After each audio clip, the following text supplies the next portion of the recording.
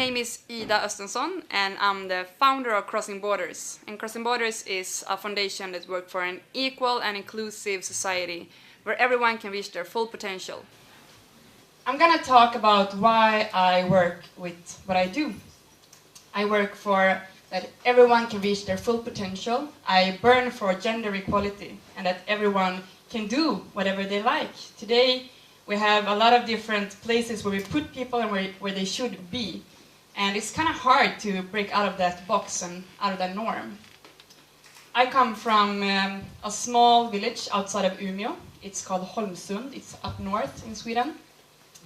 And when you live in a small village, and also I think it's maybe where all of you come from, and also in the whole Sweden, it's very decided if you're a boy or if you're a girl, what you should do and how you should act.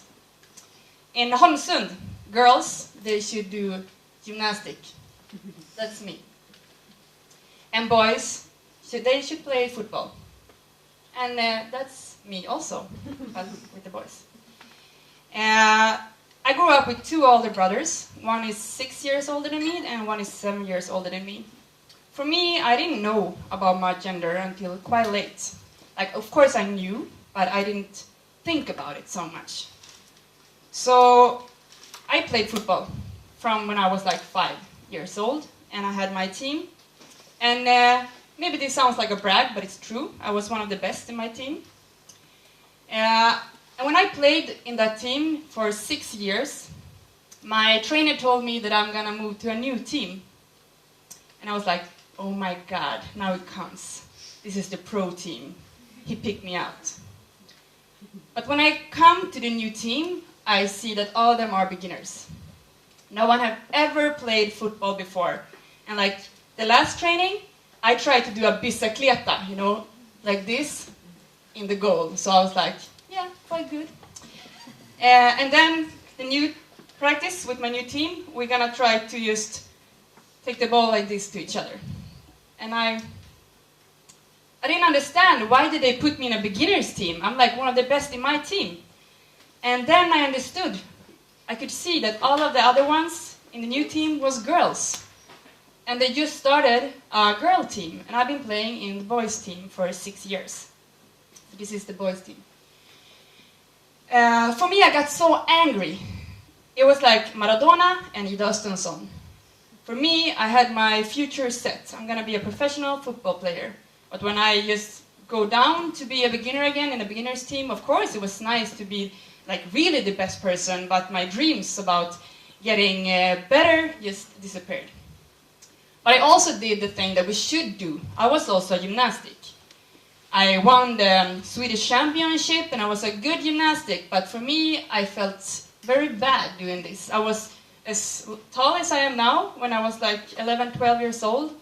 I weighed maybe like half of my weight now, but still I was the biggest girl in my team. And I got training anorexia because it was so much. Like they forced us to do so much and look in one way, and if I was taller, maybe I could be skinner, was my thought. But I got my popularity because of the gymnastic, because that's what girls should do. So I hold on to that until I was like 17 years old. But the other thing that boys should do in my town was, except football, was skateboard. That was also a boys' thing. And that was my secret dream. I was dressed like a skater. That's called poser. I had my baggy pants, I had my G-spot sweater, I had my skateboard shoes, and I was walking around looking like a skateboarder, but I never stood on a board.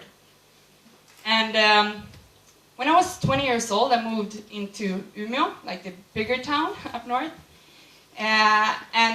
My bicycle got stolen, so for me I was like, maybe this is the time. Maybe now I should buy myself a skateboard and start this. So I was a girl and I was 20 and I started skateboard. Skateboard, I don't know if all of you know what it is. Like a board with 4 wheels, and you should be like 7 years old when you start and you should be a guy.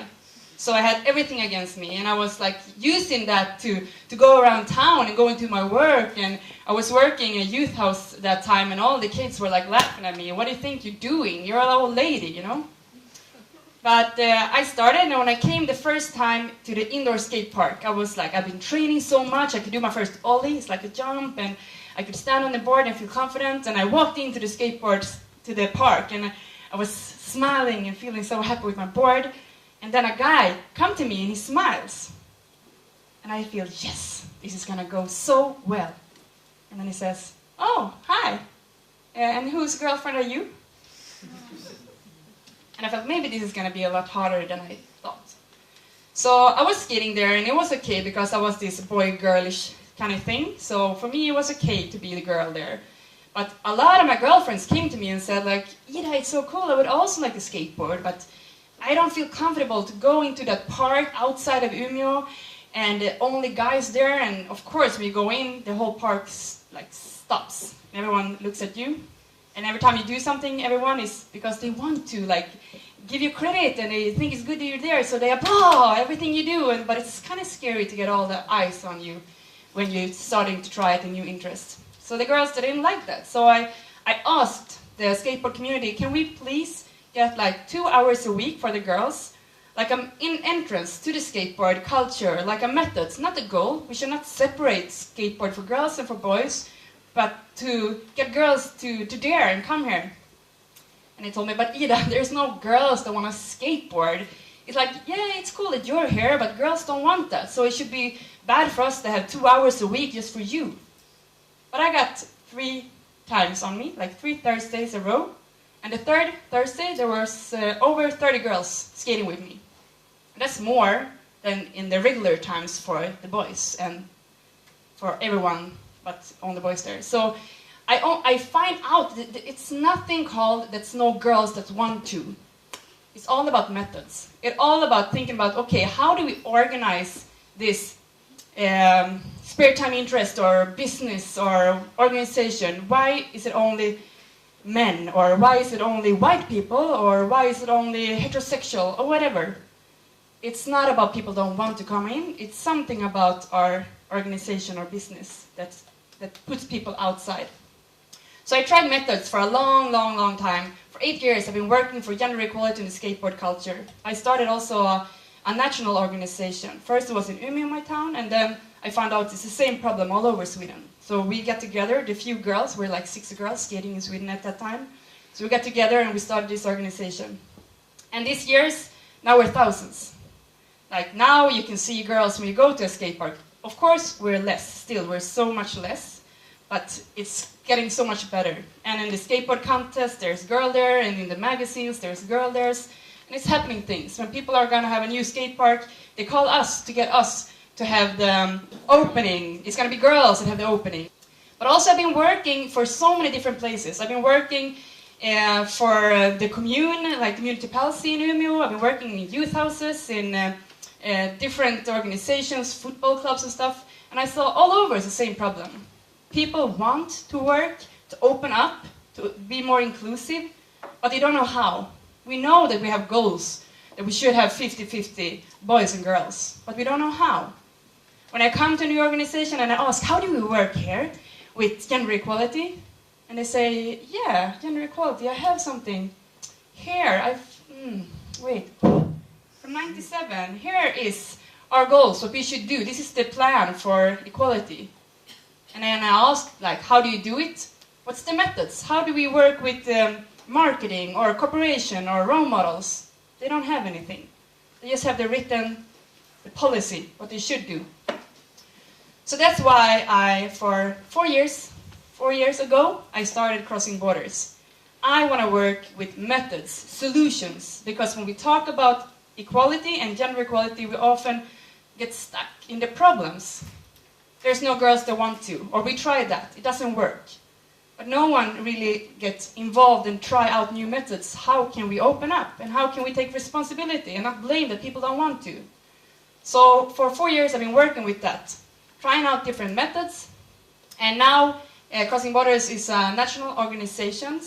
We have 5 employees and we have a lot of different people holding lectures that works for commission for us. And we have 3 legs, like we work in 3 different ways. We have education programs, we have we work with debate and opinion, we have campaigns, and also we work with methods and work with the groups that stand outside of different, maybe from school or from spare time or from work, and see what's the barrier for you to come in, and what should the organization think about. So I'm going to talk about 2 different problems that I want you to help me with today. It's a good organization, and everyone is like, we're a success story, but because in so few years it's gone very well for us. And I'm in the morning sofa every month, and I'm in newspaper, and you know what people measure for going great for an organization. But it's hard sometimes. I can think 1 year ahead for me, like how much money we bring in. We have a 50-50 model, and 50% of the income come from our training programs, and 50% come from donors, sponsors, and stiftelse, foundations, and stuff like that. That gives us money. But also, always you have to have a new project going on. Like you have to do something else, because you can't get fundings for something that you already done or that someone else is doing. And that's hard, because we have a good, like the groundwork we do is good, but people can't found that.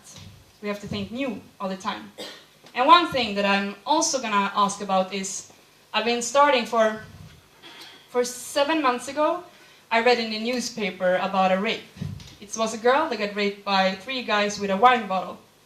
And they got released. She did a police report, and in the court they got released. And they said, but she was squeezing her legs. When she squeezed her legs, because she told that's how she thinks, she said no. They said, oh, we just thought you were shy. It can be a sign of that you were shy, not a sign of no, saying no, that you didn't want to. And also in that newspaper, it was like a big commercial, like it was 2 pages, and in the commercial there was a big wine bottle. It said recommended. And this is a rape report about a rape with a wine bottle. So I just wanted to puke in my mouth. So I got in contact together with some national and international famous rappers from Sweden, girls, Cleo and Sister Sol and Vanessa Marco, that works with something called Fantastic, girls that work with hip-hop and reggae, and we got together and we said we have to do something. We have to collect stories, because all 4 of us, we had all experiences about sexual harassment and rape. We said if we have, in our group of 4, if we have things that we can talk about, that we experience this, how many people have experienced this? And I didn't know about the numbers, now I know. It's 100 rapes a day in Sweden. 6,000 people a year report this. And out of that is only 2.7% to get judged for rape. It's 80 to 90% of people that get raped that doesn't report. And because we don't have a law that exists. And we have norms. 98% of the rapes is guys doing the rapes. And 95% of the victims are girls or women. So we thought we have to work with changing the law, and now we have been working for the last month by changing our law. And we got all the different parties. No one talked about this like an issue, like a problem before. Now all the parties talks about this like a problem. We did a manifestation with 5,000 that got together to work to say we have had enough about the sexual abuse and the rapes, and we want consent in the law and practice. So now we started FATTA Man. It's called Get It Man. This is FATTA, it means get it. That's the campaign name. And we're going to work, we just got 2 million Swedish crowns for the first year, and it's a 3-year project to work with the norms, and the man norms. Because we have destructive man norms. Can you say that? Yeah? No one wants to rape. No one is born as a rapist. But 98% of rapes is done by men. So we want to work now with the men and work with the norms, and to break out of that destructive norms that man is forced into in this society.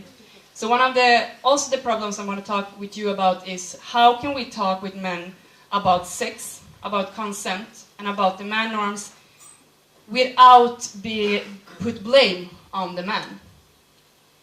So that's my 2. Yeah, exactly 1 second left.